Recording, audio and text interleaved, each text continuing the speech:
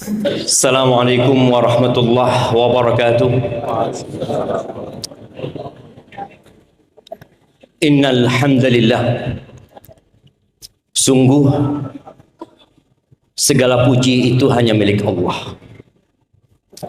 Hanya Allah yang pantas untuk dipuja dan dipuji karena semua kebaikan itu berasal dari nahmaduhu wa nasta'inuhu wa nastaghfiruh. Kita senantiasa memuja dan memuji Allah, memohon ampun kepada Allah dan meminta pertolongan kepadanya. Wa na'udzu billahi min syururi anfusina wa sayyiati a'malina. Dan kita berlindung kepada Allah dari kejahatan jiwa kita yang senantiasa memerintahkan kepada keburukan. Dan kita juga berlindung kepada Allah dari dampak buruk amal-amal kita.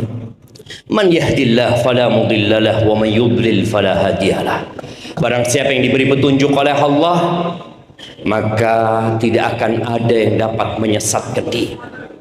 Tapi sebaliknya, barang siapa yang disesatkan, 1.000.000 ustaz, 1.000 kiai didatangkan, dia tidak akan pernah beranjak dari kesesatan itu. Maka senantiasalah meminta kepada Allah hidayah dan petunjuk kepadanya. Wa asyhadu an la ilaha illallah wahdahu la syarikalah. Dan saya bersaksi bahwa tiada Tuhan yang berhak disembah kecuali Allah semata. Wa asyhadu anna Muhammadan abduhu wa rasuluh. Dan saya bersaksi bahwa Muhammad adalah hamba utusan Allah sallallahu alaihi wa ala alihi wa ashabihi ajma'in. Amma ba'd. Hadirin rahimakumullah, khususnya saudara kita yang sedang berbahagia, dan semoga engkau selalu berbahagia, Muhammad bin Salim Bafadhal. Ahibati fillah, kemarin kita baru menyelesaikan Ramadan, bulan yang penuh dengan perjuangan. Tahu-tahu Ramadan itu pergi meninggalkan kita dan kita masuk ke bulan Syawal, bulannya orang zuat, bulannya pernikahan. Bagaimana kita melihat di berbagai kampung, anak tadi lewat sini melewatin beberapa tempat pernikahan, Masya Allah. Semoga Allah memberikan berkah kepada mereka yang menikah di bulan Syawal ini. Muhammad bin Salim Bafadhal. Kenapa muzuat? Sudah waktunya. Sudah waktunya. Semua yang menikah berharap kebahagiaan di rumah tangga. Dia ingin rumah tangga yang samara, yang sering kita dengar ya, sakinah, mawaddah, rahmah. Tapi ternyata tidak semua rumah tangga merasakan hal itu. Banyak rumah tangga yang berakhir dengan KDRT, bahkan perceraian. Jamaah rahimakumullah, nasihat ini bukan hanya buat Muhammad, tapi untuk kemanten lawas dan untuk yang mau menikah. Ada satu perkara dalam kehidupan ini, tolong ini diingat selalu, yang membuat hidup itu berantakan. Insya Allah Muhammad sudah tahu, Muhammad sudah belajar, Muhammad sudah menghafalkan Quran, dan Muhammad akan menyampaikan hal itu kepada umat. Ana hanya mengingatkan satu perkara ini, kalau kita ingat, insya Allah hidup kita akan jadi lebih baik. Apa yang membuat rumah tangga berantakan, pekerjaan berantakan, hubungan persaudaraan berantakan? Dosa. Yang kemarin di bulan Ramadan kita jaga banget dari dosa. Bahkan yang halal kita tinggalkan. Bayangin, di bulan Ramadan istri kita tuh halal buat kita.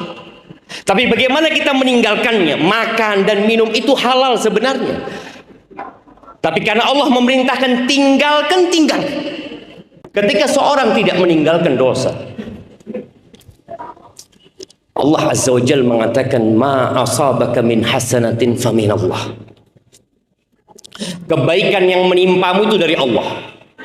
Sebagian kita kalau sukses, kalau nyaman hidupnya, oh kita orang, ana berusaha, ana belajar, ana memeras keringat. Lah, Allah yang kasih.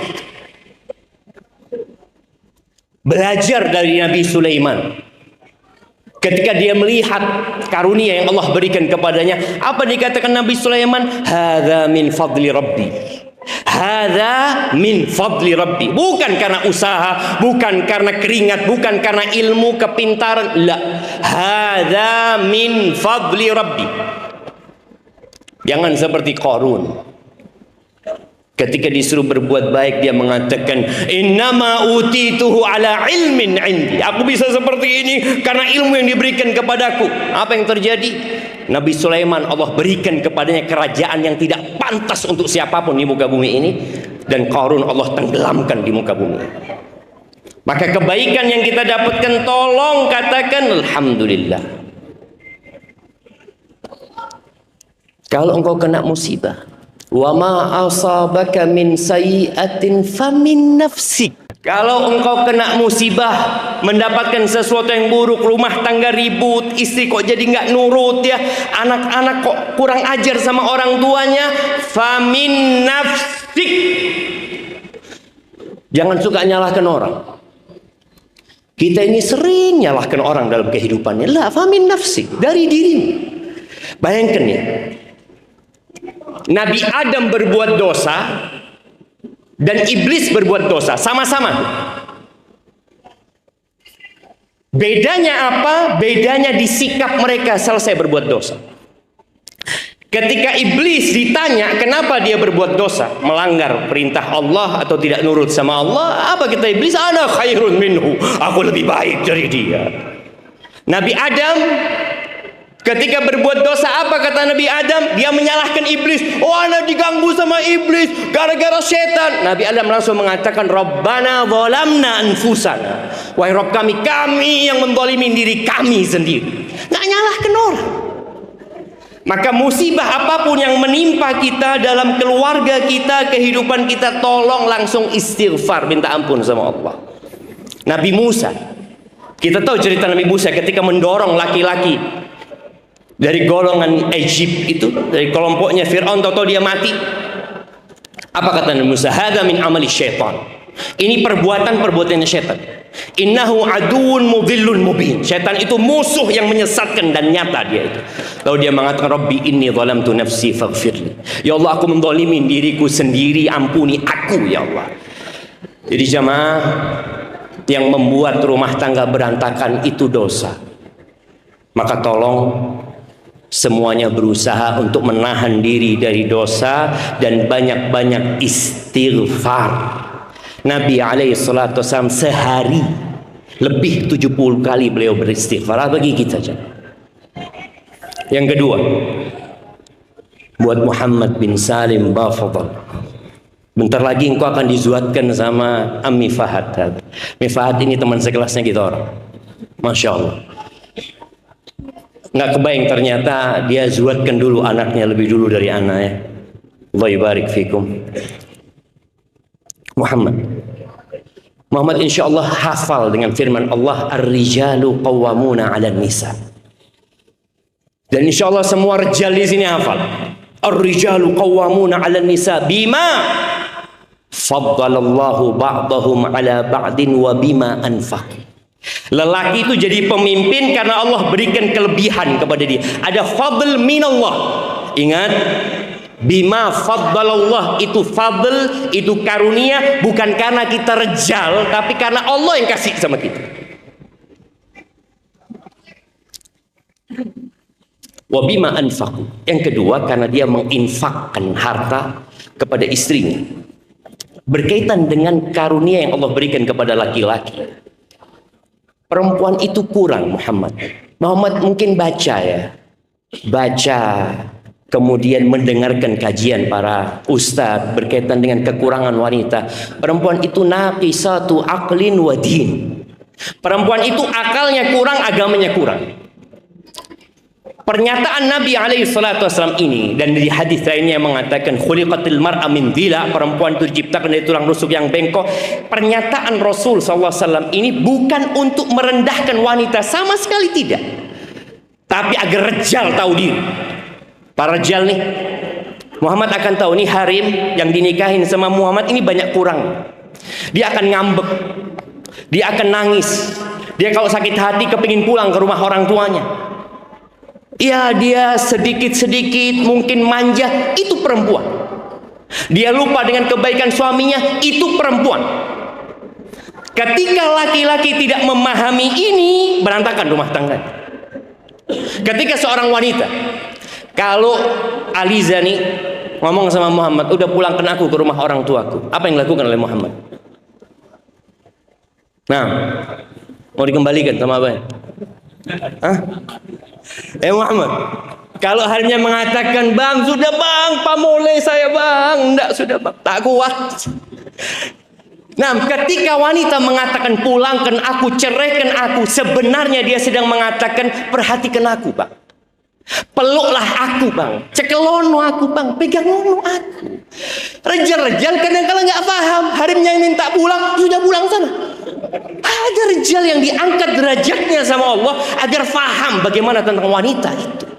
Ketika wanita minta pulang, ketika dia mungkin di kamar sendirian, lu rejalnya hendaklah faham dia ini kurang, memang seperti itu. Dan harus disikapi seperti itu. Bukan Muhammad bacakan ar-rijalu qawwamun. Bukan. Ayat itu dibaca, difahami, diamalkan. Bagaimana mengamalkan? Jadilah pemimpin yang baik. Perempuan itu butuh perhatian, perempuan itu butuh cinta. Iya. Orang tuamu nomor satu, tapi di rumah keluargamu istrimu nomor satu. Bagaimana engkau punya istri merasa dia orang nomor satu di rumah itu? Tapi ketika di rumah orang tua, jelas abah sama ibumu orang nomor satu dalam kehidupan dunia ini. Tapi bagaimana engkau memberikan cinta kepada istri? Nabi alaihissalam nggak canggung ya, untuk mengatakan cinta di depan para sahabatnya. Ketika ditanya, man ahabbun nas ilaik, siapa wanita yang paling, siapa orang yang paling kau cinta? Aisyah. Subhanallah. Dan Nabi benar-benar tahu dengan wanita. Aisyah pernah angkat suara di rumah. Bayangkan ya, ketika di rumah Nabi sebagai seorang suami, Aisyah sebagai istri. Beliau Rasulullah SAW di semua tempat, tapi beliau memposisikan diri sebagai seorang suami. Engkau akan jadi ustaz. Jangan sampai Aliza manggil engkau ustaz. Ustaz Muhammad, Allahu Akbar, berarti ada masalah. Kalau sudah dipanggil ustaz, berarti ada masalah. Enggak. Bagaimana ketika Aisyah angkat suara, Nabi alaihissalam diam. Datang Abu Bakar mau menggampar putrinya sampai mengatakan, atarfa'ina sautaki ala Rasulillah ya binta ummi Ruman. Berani-beraninya kau angkat suara di atas Rasul SAW, wahai putrinya ibunya Ruman. Apakah Nabi SAW mengatakan, oh harakallahu fadl ini patepaanan ini? Tidak. Nabi langsung pasang badan. Itu seorang laki-laki. Maka tolong jangan sampai engkau baik di depan orang. Orang-orang mengatakan, oh Ustaz Muhammad, Masya Allah. Jangan sampai istrimu di rumahmu tidak mendapatkan kebaikan itu. Rasulullah SAW mengatakan, khairukum li ahli. Orang yang terbaik di antara kalian adalah yang paling baik sama keluarga. Bukan sama muridnya, bukan sama sohibnya, bukan sama orang tua. Sama orang tua kewajiban sudah. Tapi bagaimana engkau bisa baik sama istrimu, yang istri itu seperti budak? Wallahi jawab. Perempuan itu nggak bisa melepas diri. Perempuan itu nggak bisa keluar rumahnya kecuali izin sama suami. Gimana engkau bisa berbuat baik kepada orang yang di bawahmu, yang dia harus nurut sama dirimu, tapi engkau berbuat baik sama dia, engkau memuliakan dia. Wa ana khairukum li ahli. Dan kata Nabi SAW, aku orang yang terbaik buat keluargaku. Dan buat para rejal di sini, jangan sampai pada hari kiamat kita itu disidang, dan semua akan disidang, semua akan berbicara sama Allah tanpa ada penerjemah. Jangan sampai ternyata yang di hadapan kita adalah istri kita yang nuntut kita. Kadang-kala perempuan itu sabar. Jadi perempuan itu lebih mudah bersabar daripada bersyukur. Makanya ada perempuan yang sabar 19 tahun, Ustaz, anak didolimi sama suami anak sabar Ustaz demi anak-anak, tapi anak tuntut hari kiamat. Ada perempuan yang seperti itu. Dia sabar, tapi untuk syukur kadang-kala kurang. Jangan sampai itu harim nuntut kita. Karena apa? Allah mengatakan wailul lil mutaffifin. Celaka buat orang-orang yang curang. Siapa orang-orang yang curang ini? Alladzina idza iktalu 'alan nas yastawfun wa idza kaluhum aw wazanuhum yukhsirun. Kalau dia nuntut haknya, oh Masya Allah dia penuhi hak anak, pinter nuntut hak.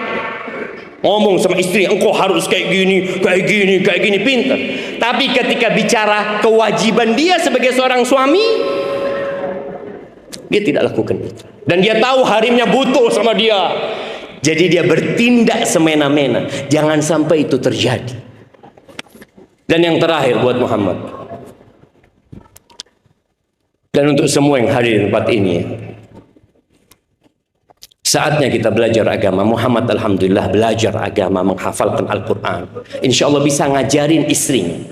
Tapi buat rejal-rejal, buat suami-suami yang tidak punya bekal untuk ngajarin istrinya, Allah Azza wa Jalla mengatakan, ya ayyuhalladzina amanu qu anfusakum wa ahlikum nar. Wahai orang-orang beriman, jagalah diri kalian dan keluarga kalian dari api neraka.